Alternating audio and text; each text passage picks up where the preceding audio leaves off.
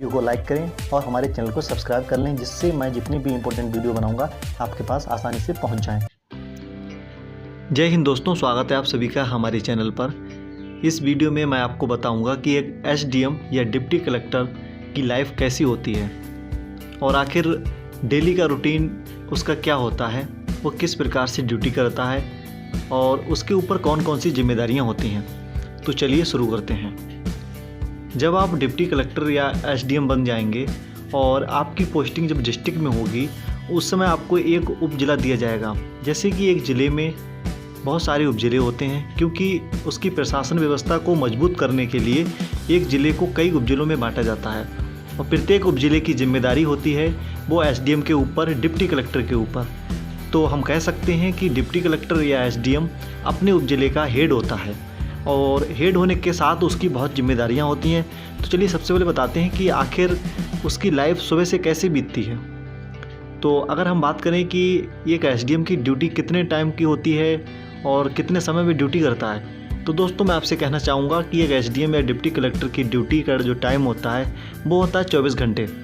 24 घंटे में जो सोने का टाइम है, जो खाने का टाइम है, वो आप निकाल दीजिए जब भी अगर आपको उसमें टाइम मिले तब।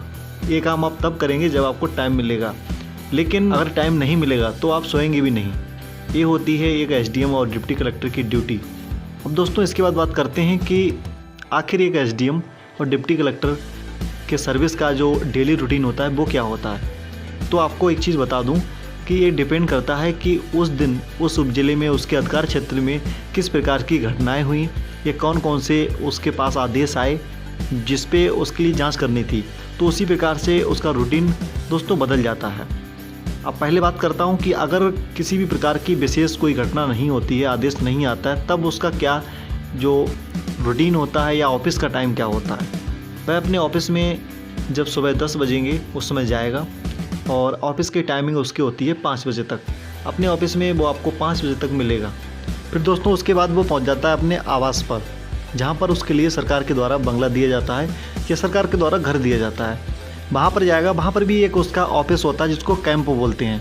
तो दोस्तों जो उसका आवास होता है उसको सिर्फ आवास नहीं, आवास एवं कैंप दोनों बोला जाता है। कैंप का मतलब होता है कि ऑफिस के अलग हटके भी वो अपने आवास में वही काम कर सकता है, क्योंकि मैं आपको पहले बता चुका हूँ कि एक एसडीएम की ड्यूटी 24 घंटे की होती है। तो इसलिए अगर ऑफिस के टाइम, क्योंकि ऑफिस में वो इसलिए नहीं रहता क्योंकि ऑफिस में अगर वो रहेगा तो फिर उसके लिए जितने भी क्लर्क हैं या जितनी भी जो लाइट की व्यवस्था है या जितने भी जो चपरासी हैं या सिक्योरिटी गार्ड हैं, वो सब रखने पड़ेंगे। तो दोस्तों उनका तो ड्यूटी 24 घंटे की नहीं होती है, तो इसलिए वो अपने चले जाते हैं टाइम से।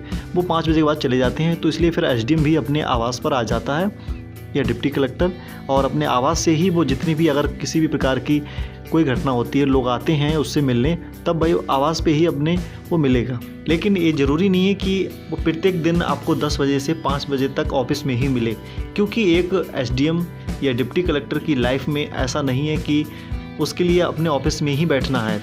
वो डिपेंड करता है उस दिन किस प्रकार की घटनाएँ हुई, आखिर उसको कौन कौन सी मीटिंगों में शामिल होना पड़ा। वो अपने ऑफिस में कम टाइम दे पाएगा, बाकी जो उसके लिए मीटिंग में शामिल होना पड़ रहा है या बाहरी किसी भी प्रकार की जांच करनी पड़ रही है तो उसमें ज़्यादा टाइम अपना देगा।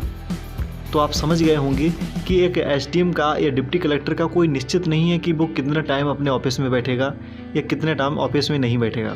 तो दोस्तों ये तो मैंने आपको बताया था कि आखिर एसडीएम और डिप्टी कलेक्टर का डेली का सेटअप क्या होता है, लेकिन अब मैं बताऊँगा कि आखिर वो काम क्या करता है, ऑफिस में पहले क्या काम करेगा। क्योंकि मैं आपको 2 चीज़ें बता चुका हूँ पहले भी कि वो एक प्रकार से ऑफिस में काम करता है और दूसरा उसका होता है कि वो फील्ड पर जाता है और निरीक्षण करता है या मीटिंगों में शामिल होता है। तो हमारे जो मेन मुद्दे हो गए हैं 3।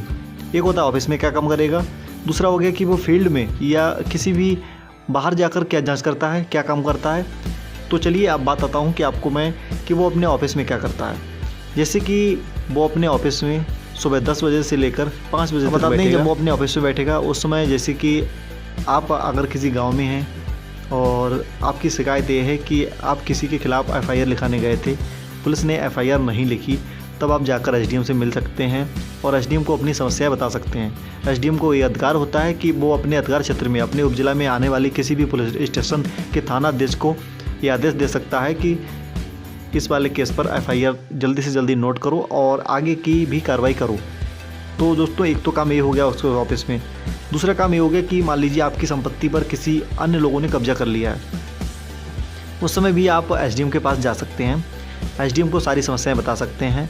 एसडीएम फिर तहसीलदार को आदेश देगा कि जो संपत्ति है उसका ब्यौरा मुझे दो, आखिर संपत्ति किसकी थी, कैसी थी। तो जो तहसीलदार है वो एसडीएम को ब्यौरा देगा। उसके बाद एसडीएम देखेगा कि सही है मामला, तो फिर पुलिस को बोलेगा कि आपकी संपत्ति पर जो अवैध लोगों ने कब्जा किया है उस पर कब्जा आपको दिलाए।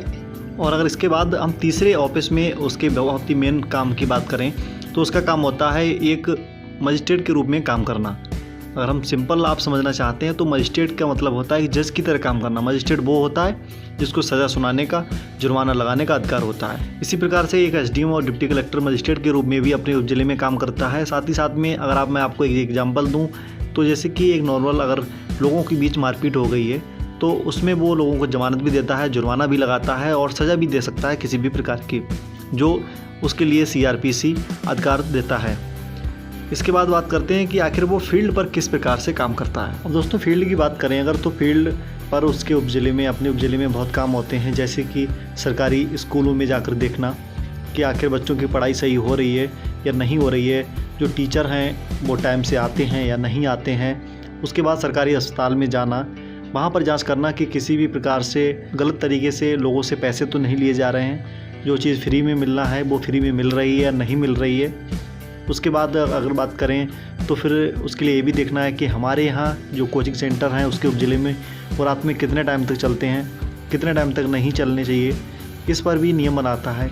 और अगर किसी भी प्रकार की कोई भी घटना होती है तो वो विभिन्न संस्थानों को पर रोक लगा देता है कि वो इतने टाइम के बाद इतने टाइम तक खुलेंगे या इतने टाइम में नहीं खुलेंगे।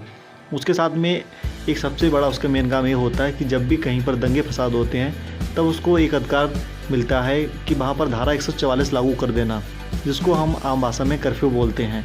तो फील्ड पर एक उसका ये भी काम होता है जो दोस्तों डेली का नहीं होता है। ये कभी कभी उसके उपजिले में ऐसी घटनाएं होती हैं जिस समय वो एक कदम उठाता है। और उसके साथ में जो मैंने आपको काम बताए हैं कि वो हॉस्पिटल में जाकर चेक करे, स्कूलों में जाकर चेक करे, तो ये डिपेंड करता है कि उस ऑफिसर पर ड्यूटी के लिए कितना इंटरेस्टेड है, कितना ईमानदार है। तो ये काम वो डेली कर सकता है, इस पर कोई रोक नहीं होती है। वो चाहे तो डेली करे, लेकिन आज के समय में अगर हम देखें तो 100 में से मुश्किल से 20 ऑफिसर ऐसे होते हैं जो अपनी ड्यूटी के प्रति इतने जागरूक होते हैं। बाकी तो बहुत सुस्ती छाई हुई होती है, उन्हें मतलब नहीं होता है कि उनके उपजिले में क्या हो रहा है। वो केवल ऑर्डर को मानते हैं और जो लॉ है उसको मानते हैं, वो भी केवल अपने आवास पर बैठ के मानते हैं और अपने ऑफिस में बैठ के मानते हैं। अब दोस्तों इसके बाद अगर बात करें तो ये मेन थी डिप्टी कलेक्टर की या एसडीएम की जिम्मेदारियां या ड्यूटी, जो मैंने आपको अच्छी तरीके से बताने की पूरी कोशिश की है। फिर भी आपके मन में कोई डाउट है या क्वेश्चंस है तो आप कमेंट बॉक्स में कमेंट करके उसका आंसर पूछ सकते हैं। साथ ही साथ में अगर आपको वीडियो पसंद आया हो तो आप वीडियो को लाइक कर सकते हैं, वीडियो को शेयर कर सकते हैं